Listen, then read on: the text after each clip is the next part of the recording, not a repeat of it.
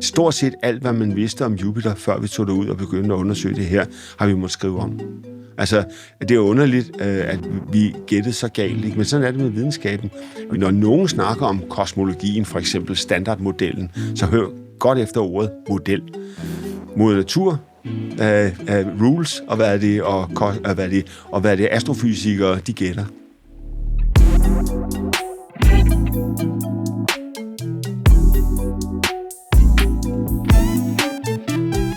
Vidste du, at vi i Danmark er førende inden for rumforskning? Det betyder simpelthen, at der flyver dansk udviklet teknologi på stort set samtlige missioner, som bliver sendt op fra Europa og USA. Velkommen til Videnskab fra Vilde Hjerner. Jeg er Anja Sethi Andersen, og sammen med redaktør Mette Holbæk tager jeg dig med ind i ny dansk forskning. I dag skal vi tale med professor John Leif Jørgensen fra DTU Space. Han bygger simpelthen alle mulige spændende måleinstrumenter til de satellitter, der bliver sendt op, og forsker i, hvordan man kan gøre det endnu bedre. Jeg skal lige komme med en deklaration. Jeg har publiceret adskillige artikler sammen med John, så måske kommer jeg til at lyde særlig begejstret i dagens afsnit.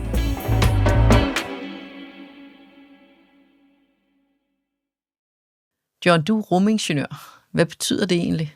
Det er en ingeniør, som arbejder med rumrelaterede emner. Jeg er også Danmarks eneste professor i rumfartsteknologi. Jeg tror, det er en mere rammende at sige teknologien, der skal bruges i rummet.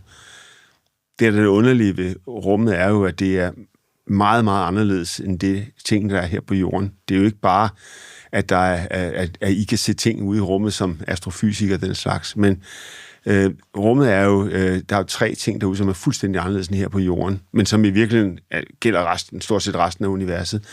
Det er, der er vakuum derude. Der vil sige, der er ikke nogen luft.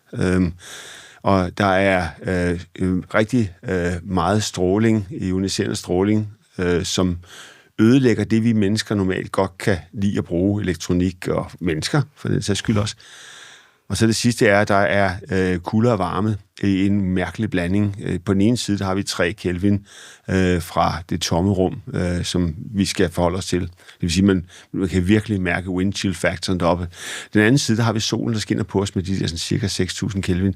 Og det der at lave udstyr til det, er jo sådan, hvad kan du sige, det er ikke noget, der kommer af sig selv. Du kan ikke tage en mobiltelefon og smide ud i rummet. Den vil ikke virke. Og selvom al den anden infrastruktur var der. Så en rumingeniørs job er i virkeligheden at lave ting, som kan bruges i rummet. Jeg laver så instrumenter. Det er den branche, som jeg har valgt at være i. Og instrumenter, de er jo de ting, som gør alle andre forskere i stand til at måle og se den del af verden, som ikke kan nås med de menneskelige sanser. Tænk på, at du har dine 6-7 sanser, som vi normalt benytter os af. Skal du længere end det, så skal du have en kikkert eller teleskop, eller du skal have nogle følere, der kan måle magnetfelt, eller hvad det bliver. Det kan vi jo ikke som mennesker. Så hvis du vil erfare resten af verden, så har du brug for instrumenter. Og det, som en rumfartsingeniør, der laver instrumenter, laver, det er simpelthen at lave de instrumenter, der skal ud i rummet. Så det er simpelthen så ligesom en bygningsingeniør måske bygger broer, eller specialist i at bygge motorvej eller sådan noget, så bygger du bare dimser til rummet. Ja. Eller ikke bare... Jo, men altså, du kan sige jo, og det vil sige, at jeg ligger jo i det mærkelige krydsfelt. Altså mit virker faktisk hele min gruppe på DTU Space. Vi ligger i det her underlige krydsfelt imellem videnskaben, altså de hårde videnskaber, og det vil sige en teoretisk fysik på den ene ende, så den praktiske fysik i den anden ende, matematikken og astrodynamikken, altså det der med at bevæge sig rundt i rummet, og så det der ting der, som jeg lige forklarede før, med at være ude i rummet. Det er det krydsfelt, vi bevæger os på, og det er jo et sted, som der er stærkt behov for mere. Stort set alle brancher ønsker den form for instrumenter til det, de skal lave, fordi det giver os jo helt nye observationsmuligheder. Så sådan ting, som de fleste nok har hørt om, James Webb-teleskopet, havde ikke kunne køre uden rumingeniør. Det er faktisk rumingeniør, der har lavet det hele. Behovet kommer fra astrofysikerne, men dem, der bygger det er rumingeniørerne. Og så det er den slags ting, vi går og gør. Ja, og tak for det, fordi det er jo et fantastisk instrument, som vi mange der er meget glade for. Hvad er du så mest optaget af lige nu? Hvad arbejder du så meget konkret med lige nu?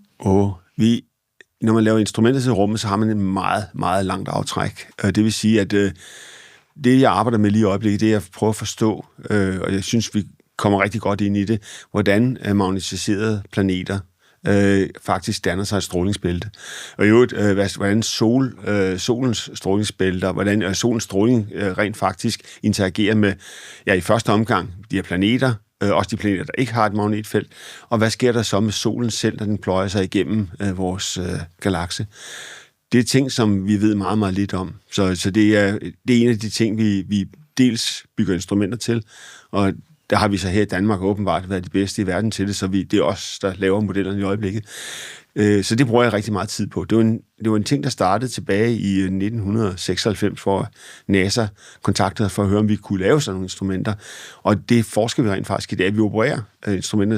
Så senere i dag skal jeg rent faktisk snakke med de samme forskere, som skal tage det næste omløb af Jupiter, som er en af de planeter, der er magnetiseret. Der skal vi have data ned fra og prøve at forstå dem. Og vi flytter os altså virkelig i øjeblikket. Men der må jo være en track record på en eller anden måde, siden de fandt på at kontakte jer. Altså, så selvom du sagde, så begyndte de der, så tænker jeg, så må I jo alligevel have kunnet noget. Ellers jo, de jo det er helt, altså en forskerkarriere, altså det er jo forskning, det vi laver, det er bare i, instrumenter, og hvordan det kobles bedst op og udnyttes af de andre videnskaber. Det starter jo med, at du skal have et navn, fordi sådan en mission til Jupiter der, den koster sådan 21 milliarder kroner, da den blev lavet. Og det er jo ikke noget, man får vredet ud af en forskningsråd sådan lige med det første, så for folk skal tro på dig, skal der have en track record. Vi var så sindssygt heldige, at vi havde en gammel forsker, som hed Hans Christian Ørsted. Han var så heldig at opdage elektromagnetismen. Den har selvfølgelig altid været der, men han var den første, der rent faktisk så det. Han brugte et instrument, kompasnål og en lille ledning, til rent faktisk at vise, at effekten af den kobling var der. Det havde man ikke set før, og det gjorde ham berømt i sin tid. Han var så stor nok til at indse, hvordan det her det koblede sammen, og siden der har Danmark haft en tradition for at måle magnetfeltet her på jorden. Så da verden stod og manglede en måde at lave bedre magnetfeltskort på, så blev vi opfordret til at lave en satellit, den kom til at hedde Ørsted, som kunne måle jordens magnetfelt bedre end alle andre og hidtil gjort. Og det er faktisk de instrumenter, som jeg har udviklet til den, som dannede grundlaget for Ørsted-satellitten. Det var også dem, som da NASA hørte om, og siger, det er godt nok smart. Det kunne vi også godt tænke os. Og kunne ikke tænke at komme over og lige at vise, hvor godt det virkede. Så jeg blev inviteret til Hawaii. De har et højt bjerg, Mauna Kea, verdens største bjerg faktisk. Og på toppen af det står bare på 6 km vand, så derfor, men det får Himalaya til at ligne dværge ved siden af. Altså, men op på toppen af det bjerg derhenne, der beviser vi så, hvor godt det virker. Det er jo så til noget andet. Så kommer en af de der forskere og siger, hvis det nu virker så godt, som du siger, vil det så også kunne virke ude ved Jupiter? Jeg siger, jamen, der er en del stråling derude. Jamen, det vil vi også gerne vide noget om. Og så startede det der. Og så er det faktisk gået hen og blevet sådan en livslang karriere med et fantastisk samarbejde med, i det her tilfælde, NASA og NASA Forskningscentre, og forskere alle andre steder, også her i Danmark. Så sådan en karriere starter der. Jeg bruger rigtig meget tid på Juno, også fordi den har givet os, som er den her mission, der fløj ud til Jupiter. Og den flyver lige nu, ikke? Så den virker nu. Mission. Altså, det vi laver ting, for det skal holde, ikke? men det er faktisk, altså, det er faktisk meget sjovt, fordi kun her på det allerseneste er vi kommet så tæt på Jupiter, at vi på indersiden af den inderste måne, som hedder Io. Io er det mest vulkanske aktive objekt, vi har i vores solsystem. Så vi lærer en rigtig meget om vulkanisme også. Det er sådan en ting, som jeg godt ikke troede, jeg skulle komme til at kigge ind i, da jeg som ung ingeniør valgte at gå rumfartsvejen. Men sådan er det, at det er meget tit, at videnskab tager en drejning, som du ikke selv styrer. Drejningen kommer jo af, at du er den, der ved bedst, hvad der sker. Og så spørger folk, hvordan kan det være, at du har de der sære signaler af dit udstyr? Så tænker man jo, hvorfor egentlig det? Og så siger man, okay, hvordan kan du forklare det? For det er Moder Natur, der taler til dig. Du skal ikke tage fejl. Moder Natur gør, som hun har lyst til. Father Engineering, han må bare høre efter. Og så sidder vi der. Father Engineering? Det siger vi i vores branche. Altså, Mother Nature rules, og Father Engineering has to follow. Så der er ikke noget at gøre. Så jamen, det er faktisk... Jamen, altså, der er ikke noget at gøre. Altså, det Moder Natur har ret hver gang. Men havde I forudset det? Fordi det er jo sådan... Så er det et problem så for jeres målinger? Nej, det er jo ikke et problem. Det startede jo... Jamen, i virkeligheden så vores job var jo at få lavet et teleskop, der kunne kigge ind i Jupiter, den her gigantplanet. Og der er faktisk kun 2 ting, der kan trænge dybt ind i Jupiter. Det ene, det er magnetfelter, og det andet, det er tyngdefeltet. Alle andre fysiske parametre er for længst dæmpet ud i overfladen af de første 1000 kilometer ned i den her gigantplanet. Og det, så vi er jo godt klar over, at vi skulle have magnetfeltsensorerne, som vi jo er eksperter i her i Danmark, faktisk på grund af Ørsted, tak for det, at vi har holdt den tradition ved lige. Og så bygger vi det her og måleapparat op, som så har også gjort fantastiske ting. Vi ved nu, hvordan Jupiter er gået hen. Vi kan ikke længere tro, at den har en fast kerne. Det troede man indtil da. Den er i hvert fald gået i opløsning, hvis der var en. Vi ved også, at der er metallisk brint i langt den største del af udstrækningen indad til. Brint tilhører jo en grundstofgruppe, som burde være metaller, men den er så let, så den kun findes på gasform her på jorden. Og så ved vi også, at længere ude, der har vi helium, som faktisk er tungere end brint, og hvordan får man noget tungere til at flyde oven på noget lettere, ikke? Og det gør den ved, at vi hele tiden sender det op ved hjælp af konvektion, varme, og så regner det faktisk ud igen. Vi har sådan en heliumregn deroppe, når vi sammen snakker om. Alle den slags ting følger. Vi anede det ikke. Stort set alt, hvad man vidste om Jupiter, før vi tog det ud og begyndte at undersøge det her, har vi måttet skrive om.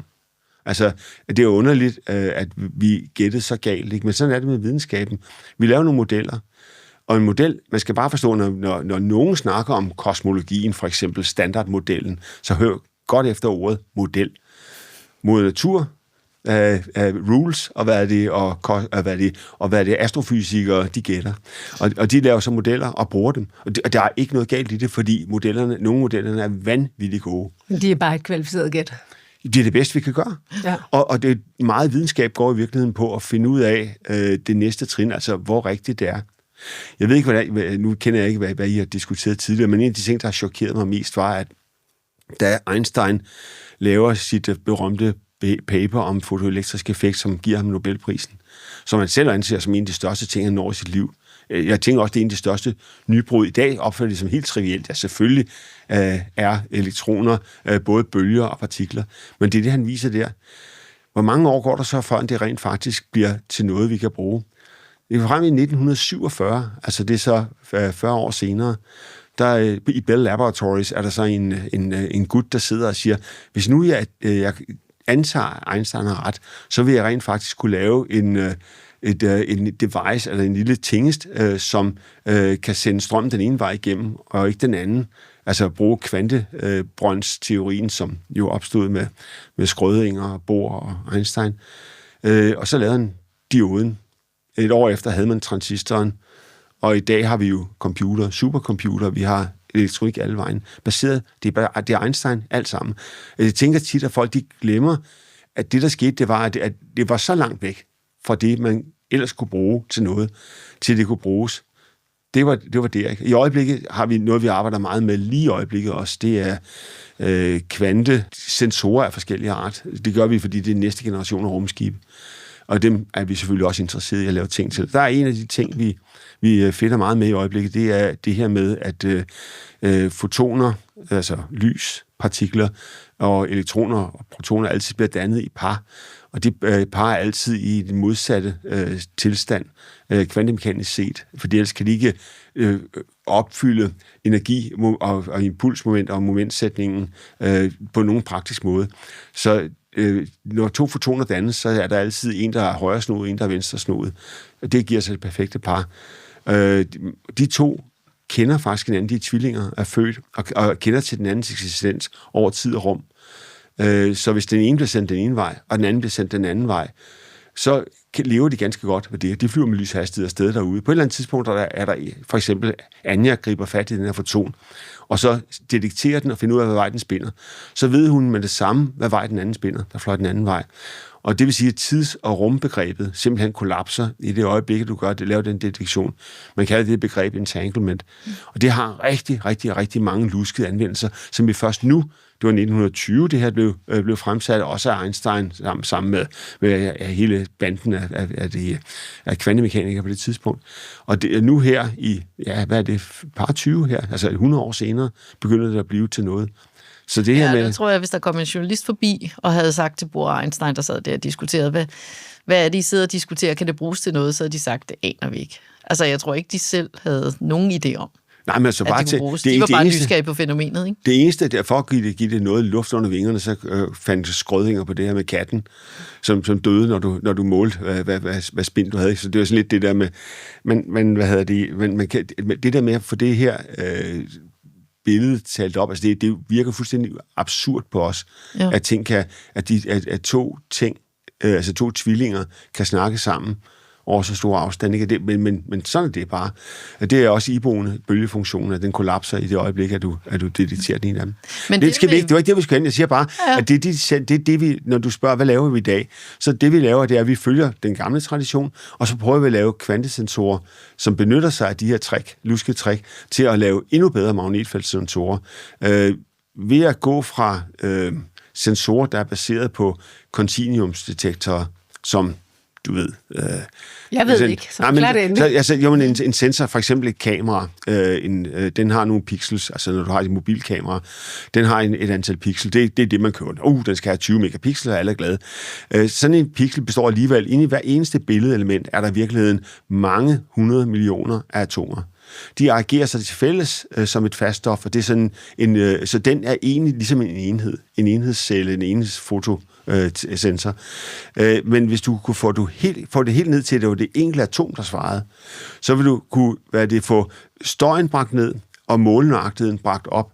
Og det er det, vi arbejder med i øjeblikket. Vi regner med, at vi typisk vinder mellem 5 og 10 størrelseordner, altså i stedet mellem 100.000 og 10 milliarder gange bedre opløsning i vores måleresultater.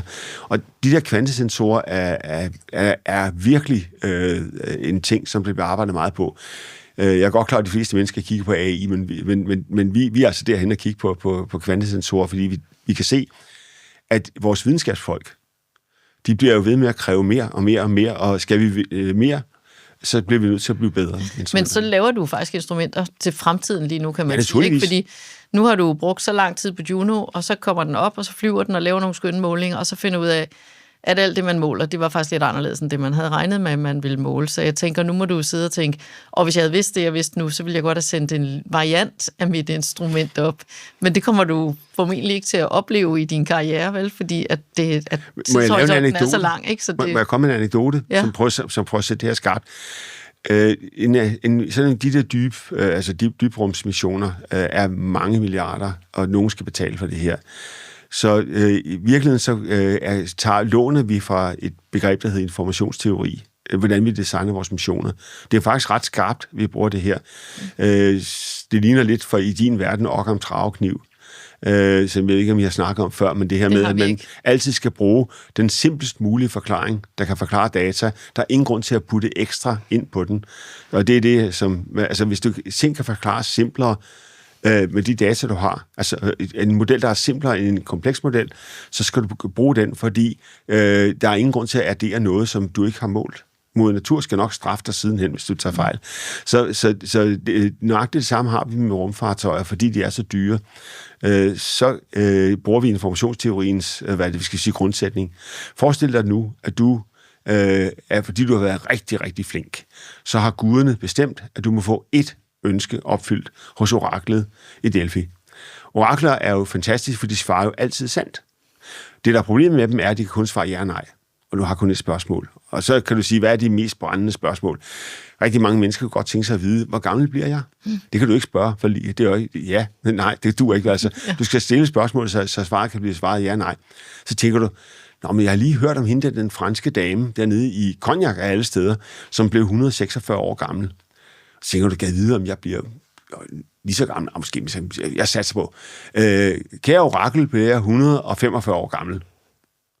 Så siger oraklet, nej. Nå, hvad har du så lært?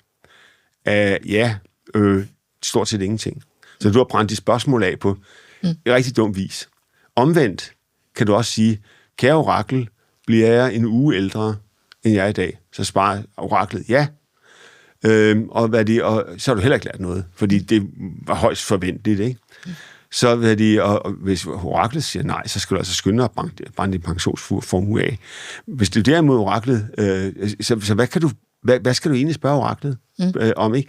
Og der gør man det, at man siger, det bedste spørgsmål, du kan stille oraklet, hvis du gerne vil vide det her, det er at sige, kære orakel, for min demografiske gruppe og for mit køn, der er gennemsnitslevealderen 87,3 år.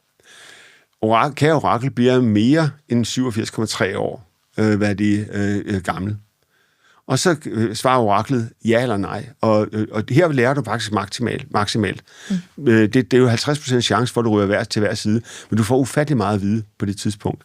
Altså enten skal du spare rigtig meget mere op til pensionen, eller også skal du måske lade være med at spare så rigtig meget mere op, ikke? Altså, så du kan sige, altså, du får virkelig meget at vide. Det er nøjagtigt det samme, vi gør, når vi laver en rummission.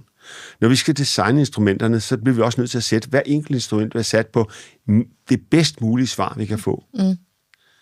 Og det er en ting, vi bliver simpelthen bedt om at forholde os til, når vi laver et eller andet til rummet. Det er,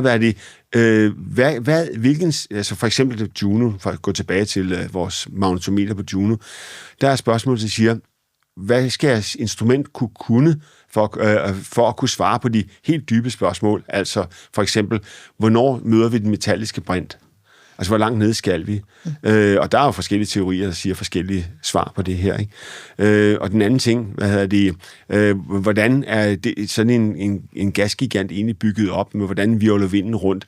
Hvor godt skal jeres instrument kunne måle for at kunne se, hvordan virvelstrømsvindene op på Jupiter er bygget op? Og den slags ting kan du så omsætte til at sige, jamen det skal måle så godt, det instrument. Og så har du svaret på, hvor godt skal vi bygge instrumentet. Det er faktisk den måde, det bliver gjort på. Det samme gælder James Webb-teleskopet. Det var et spørgsmål også om, hvor dybt kan I se? Så hvornår når I ned til den der tågede fase, hvor vi alligevel ikke kan kigge længere ind med den type instrumenter. Og der siger man så, okay, vi kan komme meget tæt på det med det, vi har fået ved James Webb i øjeblikket. Og så er der ingen grund til at gå længere ned ad det spor. Man kan godt have lavet et større spejl, men det vil ikke give ret meget mere. Det vil bare gøre missionen dyrere.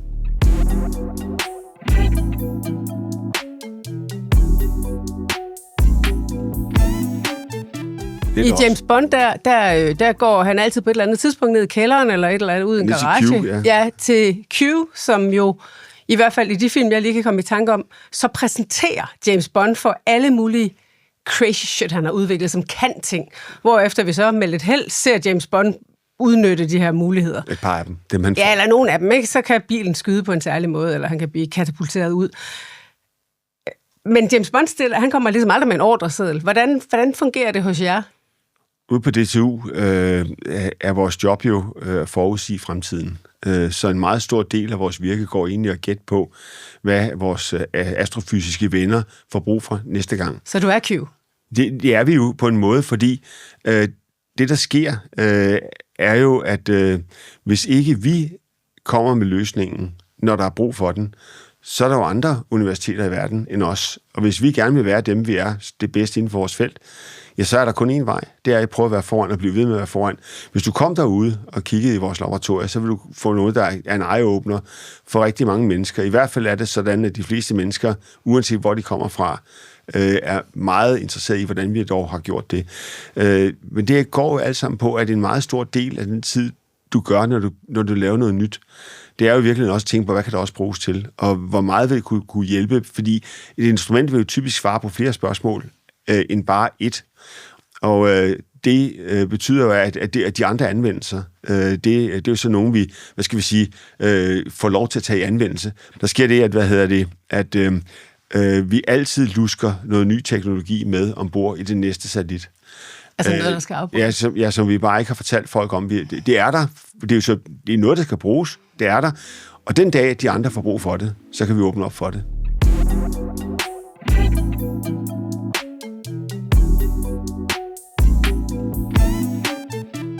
Nu er vi jo lige gamle, John.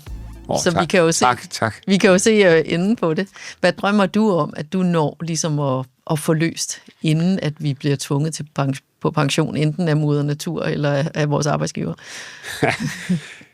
Den ene ting, det er, at vi fortsætter vores søgen efter liv og livssignatur på Mars.